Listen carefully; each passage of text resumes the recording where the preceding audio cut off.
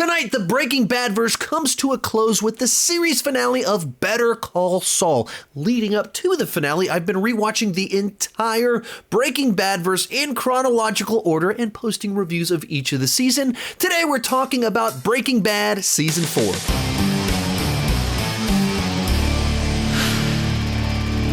Hi, my name is Sean, and I love to talk about movies and TV way too much. With that in mind, go ahead and join me down below in the comment section. Share your thoughts on Season 4 of Breaking Bad. This is a spoiler review, so feel free to spoil away down below in the comment section. No need for a spoiler warning. And if you haven't seen Season 4 of Breaking Bad, go watch it. It's one of the best seasons of television ever. So do yourself a favor, go watch it, then come join the discussion over here, and let's get started. And if you were paying attention to what I said about 10 seconds ago, you know I think that this is one of the best seasons of television ever.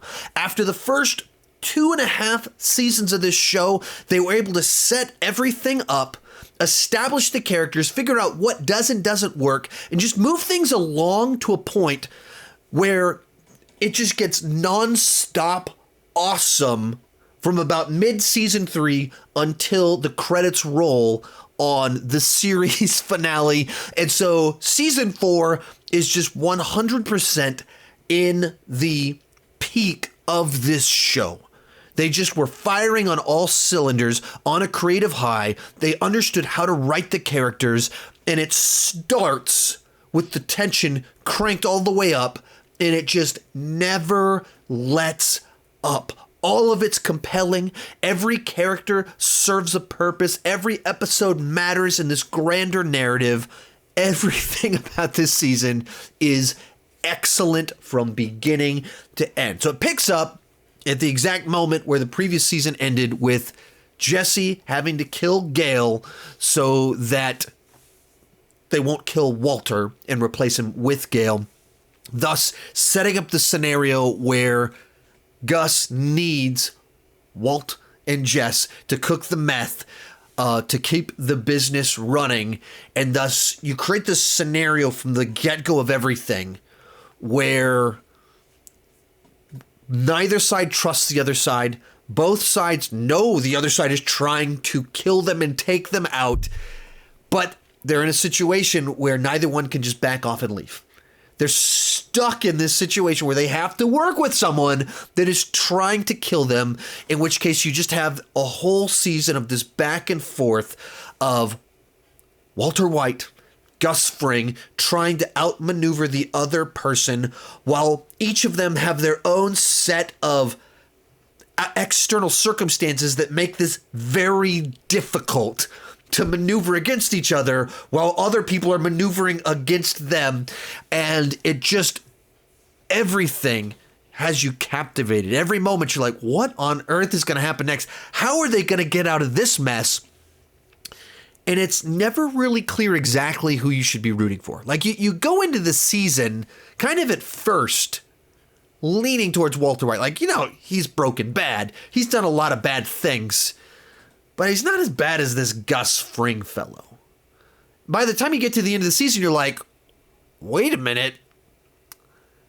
No, I don't think that's right anymore. I don't know which one of these guys is worse. I don't know which one of their moral compass is more off. But it makes you, by the end of the season, way more sympathetic towards Gus.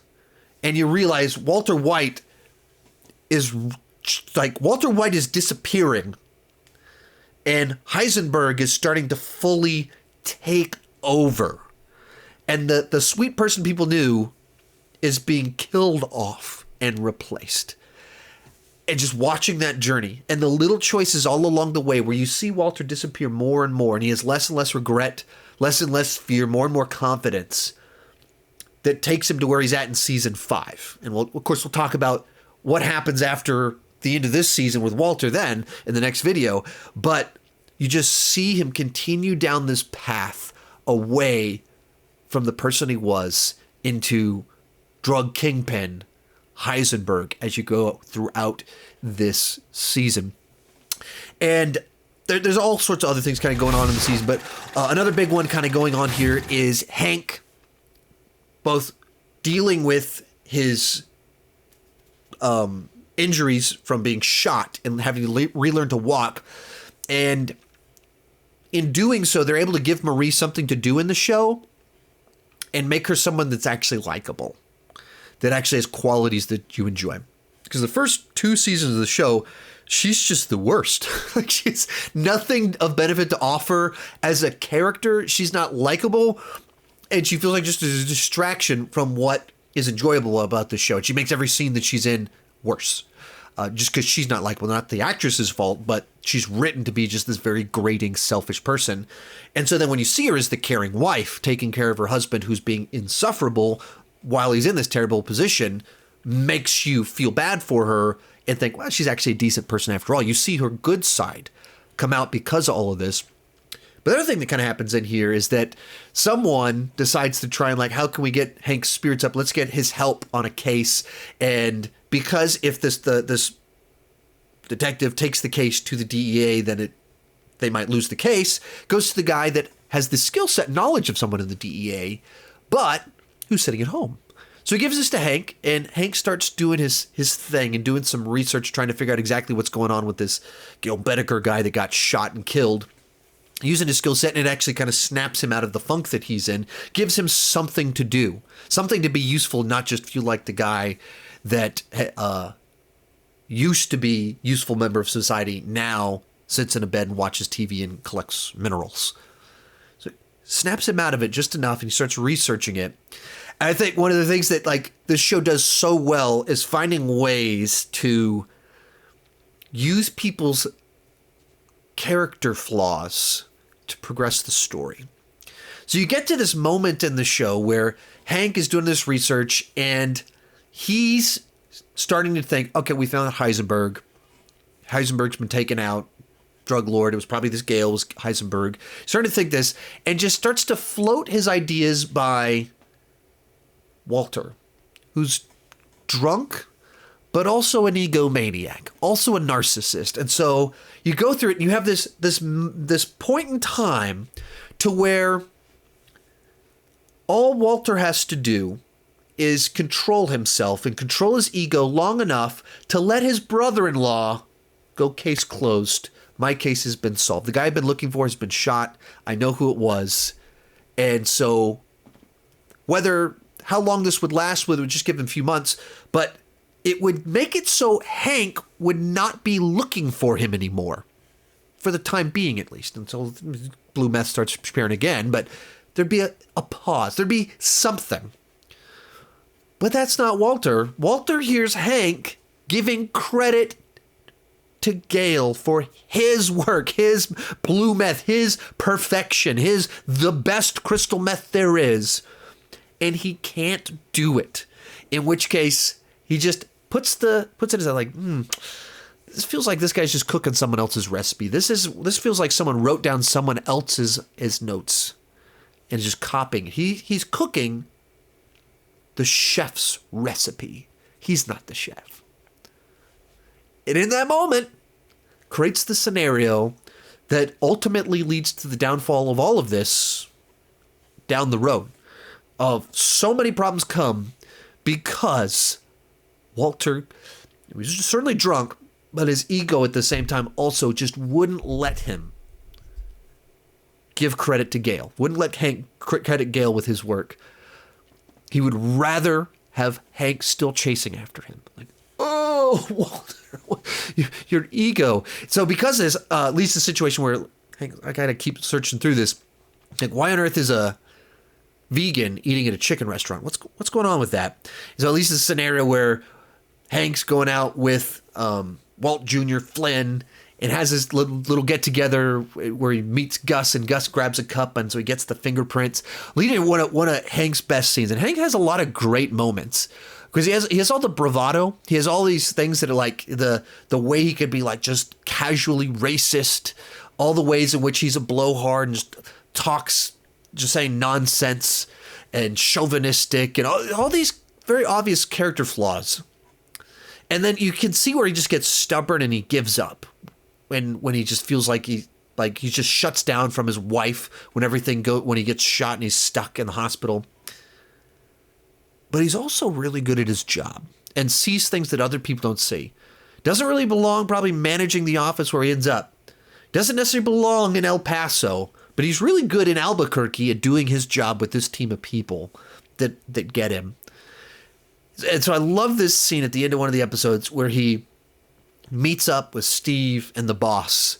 And he goes through this whole presentation of all this research that he's found and kind of goes through this whole deal.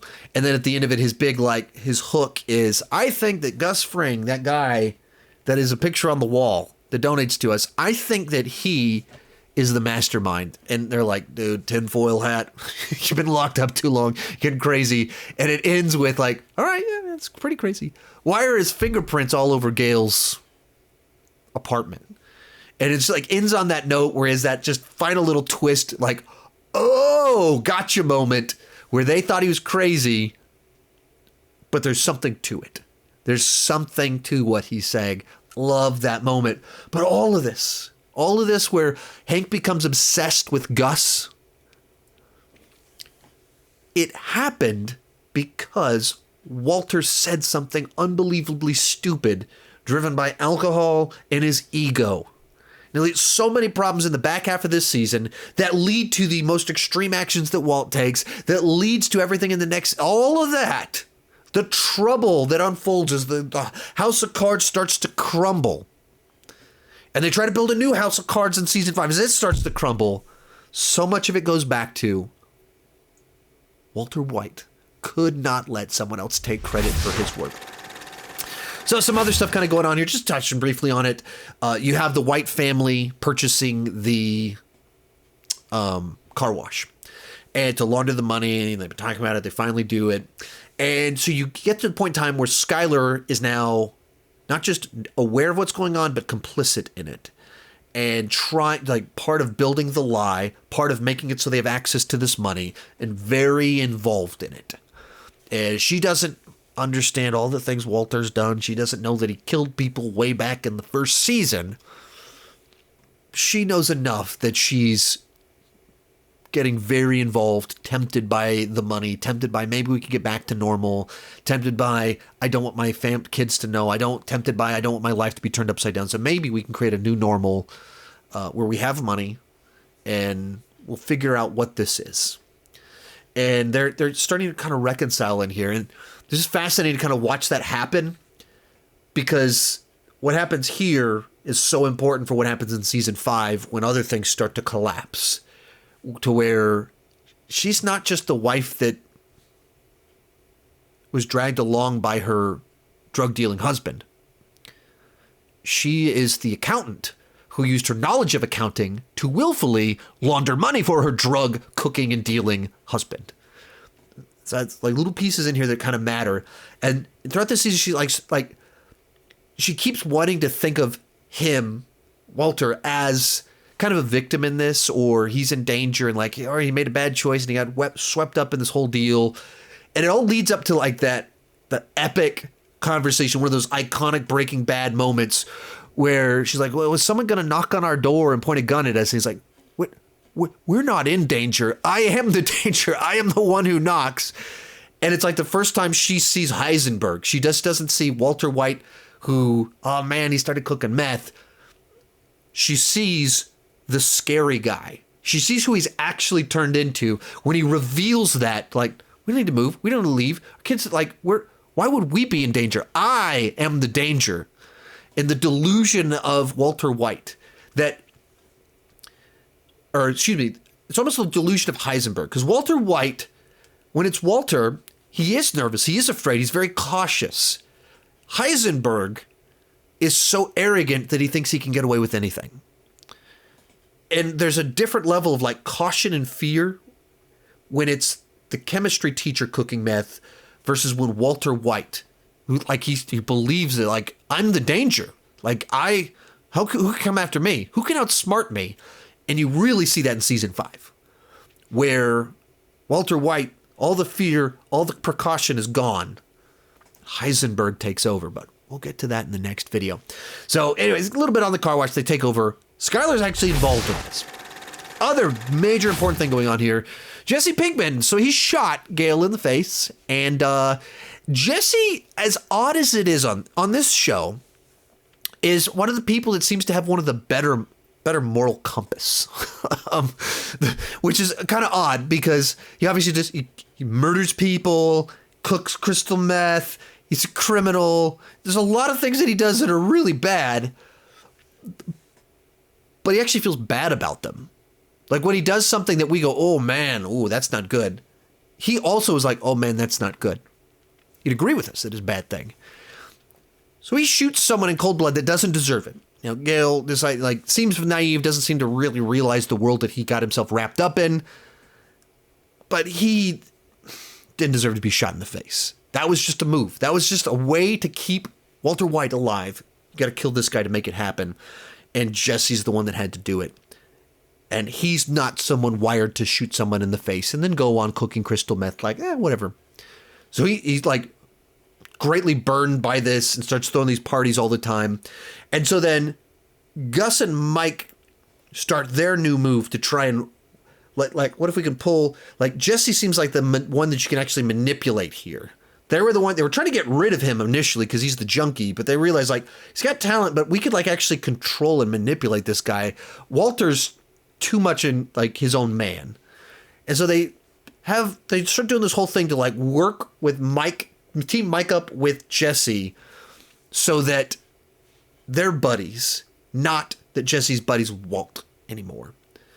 And concoct all these things to create false events that bond them, trust, and all this stuff that just because of an interesting dynamic. And then to where Walter's trying to use that to create a scenario where Jesse will poison Gus with the Ryzen, and Jesse says he's going to do it, but then he's very slow to actually do it. There's all these like moving pieces of each of them trying to have their moves against each other kind of going on.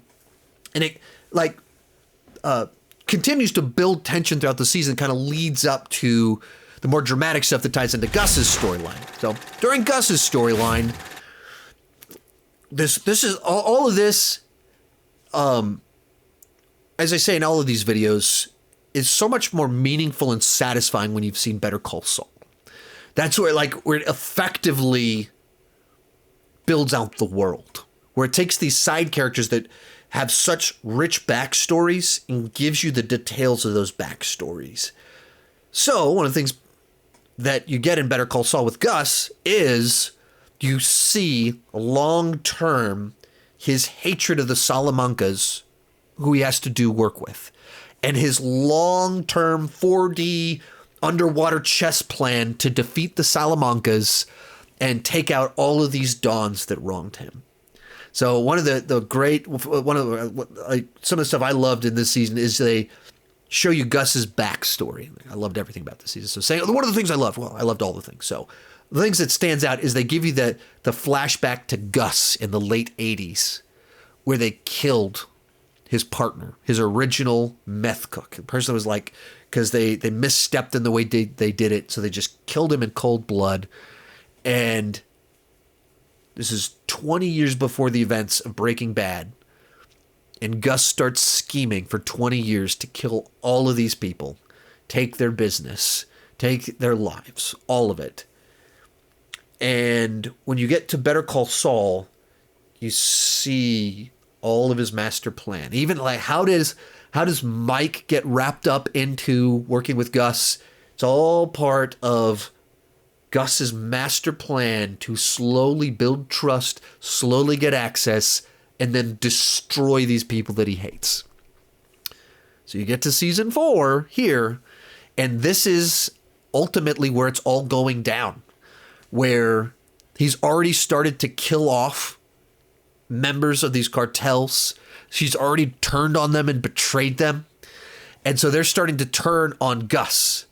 And so on the one hand, Walter White has all these issues with his brother-in-law, investigations and things going on. Then with Gus, he's got the cartel stuff because he's doing the final stretch of his master plan to make all of these people pay for killing this person that he cared about. And just doing it for no reason other than to make a point of he needed to be put in his place. It's like, all right, you're going to put me in my place? I'm going to put you in your place in the ground and take all your business. So all of this part of his master plan, building we see building the meth lab and all this secret stuff that Lalo Salamanca was trying to take out in Better Call Saul and figure out what it was and report everything. You see all of it pay off finally in season 4. And that's like, what Better Call Saul, it's about Walter White's lawyer. That and every other thing in Breaking Bad gives the backstory for everything else as well. And so you see it pay off. So you have this episode to where the cartels are trying to finally cut a deal with Gus and end the war that's kind of going on, bring him back into the fold. And what they want for it is essentially they want someone to be able to cook the blue meth. So Mike takes Jesse, Gus to Mexico, where Jesse shows up in this lab of like actual crystallologists, and they cannot believe the fact that they've brought in Jesse to cook meth in their lab. Jesse doesn't know any of the technical stuff, how to synthesize the right chemicals, and they're like laughing at his face. And you have this moment where Jesse like realizes, like, wait a minute. It doesn't matter that these guys are more qualified. Everybody knows I can cook a better product. So why is this guy talking down to me? I didn't ask to come here. I was brought here by the drug cartels because everybody knows I'm a better cook. So he just starts talking down to the guy. Great Jesse moment of him like stepping up, and it like, these guys aren't wrong that he doesn't know what he's talking about, but it doesn't change the fact that he can't cook a better batch of meth than them. Talks down to him. He cooks meth. It's great, incredibly high purity, better than they can deliver. And Jesse's proven that like he could cook just as well as Walt. Not good for Walt because it get him killed, but prove that he can do it. So plays out, leads to Gus's ultimate move, where they show up at this poolside, and he's brought poisoned alcohol, and so he delivers it, and then shows up. He won't let Jesse have any to drink because he's an addict. But he himself drinks the poisoned alcohol. Everyone there drinks it. And then a few minutes later, Gus walks into the bathroom and is just as precise as everything else that he does, precisely puts a towel down, does everything, and starts puking in the toilet as everyone outside starts dying. And you just kind of get this like ultimate Gus sequence of him drinking poison in order to take out these people that he hates. And this 20-year-long game of revenge leading to this moment where even in that conversation, the guy's talking down like, every once in a while, you just need to be put back in your place. Every once in a while, you need to be slapped a little bit because you forget where you belong. And Gus finally wins. And it's weird because in the season, because Walter White's the star of the show, he's the person we're rooting for. He's the person we're behind. But they create the situation where the antagonist, the villain, you're rooting for him in this moment. You're like, whoa, yeah, Gus, yeah, get revenge on those guys. You made me care about the guy that I want Walter to kill him and defeat him, but I want Gus to defeat all these people. Once again, it plays so different when you spent all these seasons realizing all the little details that Gus had been putting in place and working to set up to get to that moment in the show. And all this kind of brings us back to the final little stretch of the season where now Jesse clearly is as good of a cook as Walter. So they don't need Walter. So Walter's time is limited. Likewise, Hank is dead set on catching Gus. Gus was able to answer all the questions at a meeting, but Hank knows something's going on here. There's something very peculiar about this Gus Fring. And in fact, he's like literally having Walt drive him around. Walt has to get in a car accident to avoid going to where the meth lab's at. Like they're like hunting down Gus.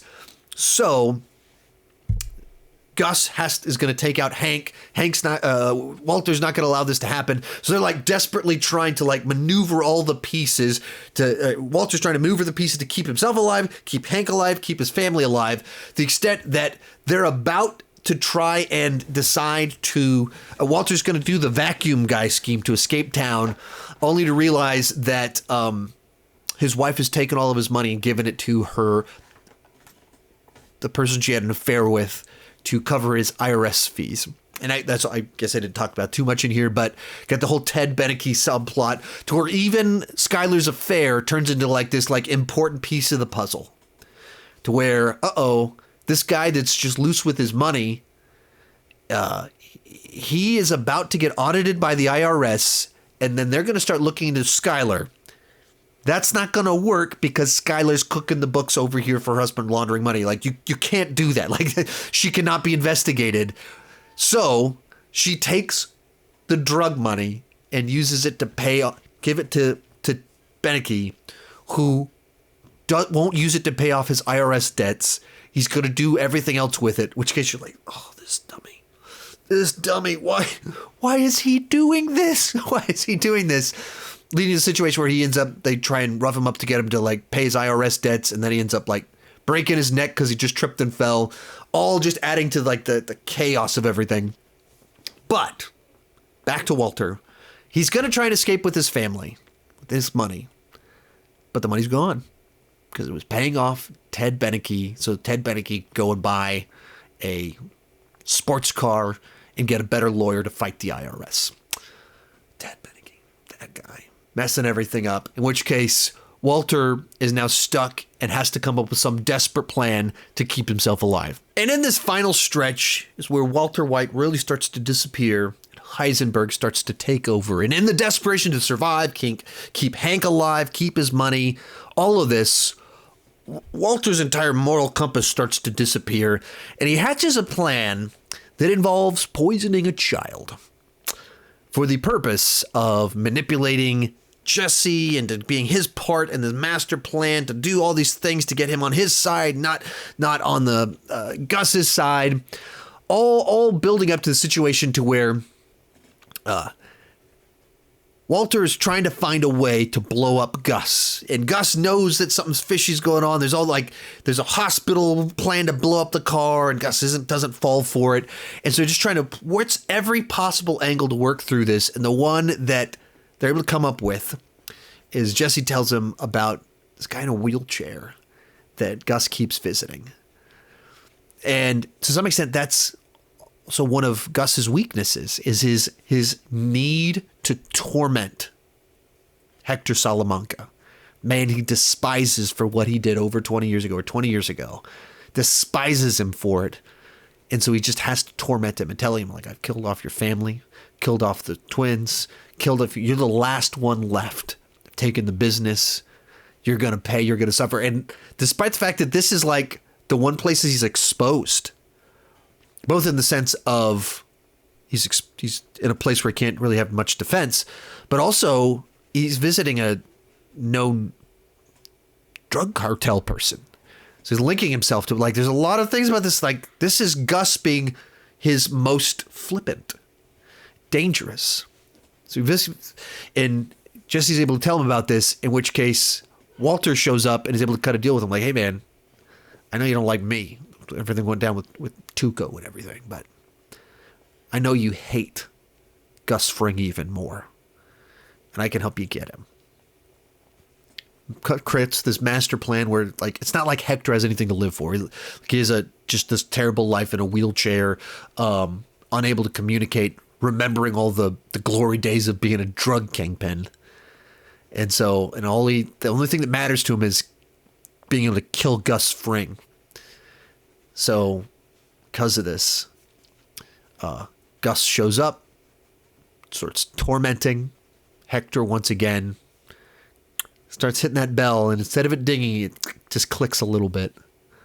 Gus pieces together what's going on, turns around to run, gets blown up, walks out the door, adjusts his tie one last time as half of his face is gone and dies. And Walter is able to outmaneuver Gus and get him blown to pieces. And And it kind of season ends with Skyler like calling Walter, like, "Hey, what happened? Like, what's going on here? Like, are you safe? The whole family's over here. We're wondering where you're at, and there was an explosion. Do you know anything about this?" And somebody goes, "Yeah, we're not in danger. I won."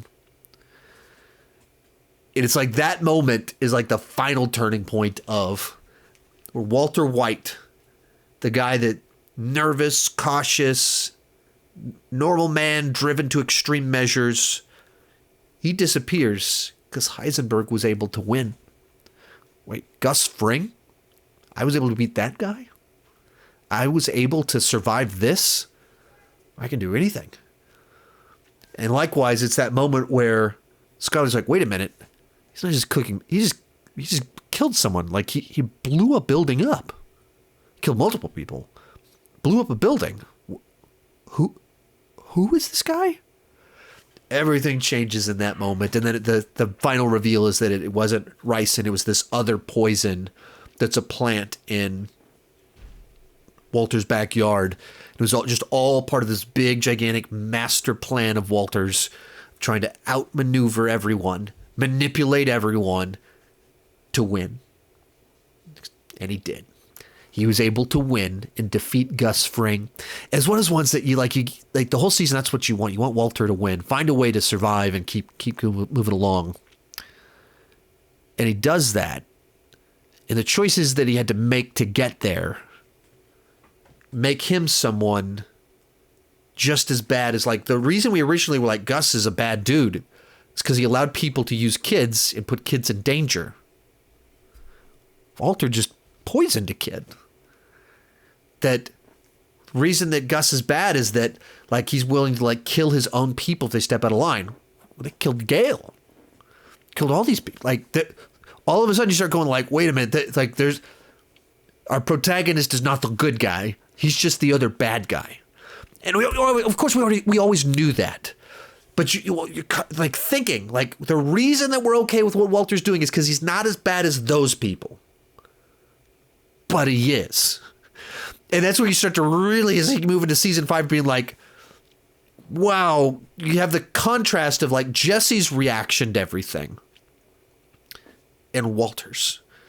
Jesse is like, it doesn't, no matter money is worth, this is blood money. These are people that have nothing to do with, like, they shouldn't be dying because of so we can make money. And Walter's, I feel bad too. I've got kids. But Walter actually doesn't care. And he's just as bad as the people that we want him to defeat. Worse than many of them too. Just such great, the way all of this played out and we're able to develop all of it. Just, I think it's just one of the best seasons of all time. The way that it worked out. And I went into it remembering it being amazing, and it continues to be amazing. Anyway, that's my thoughts on it. Let me know what you thought down below in the comments section.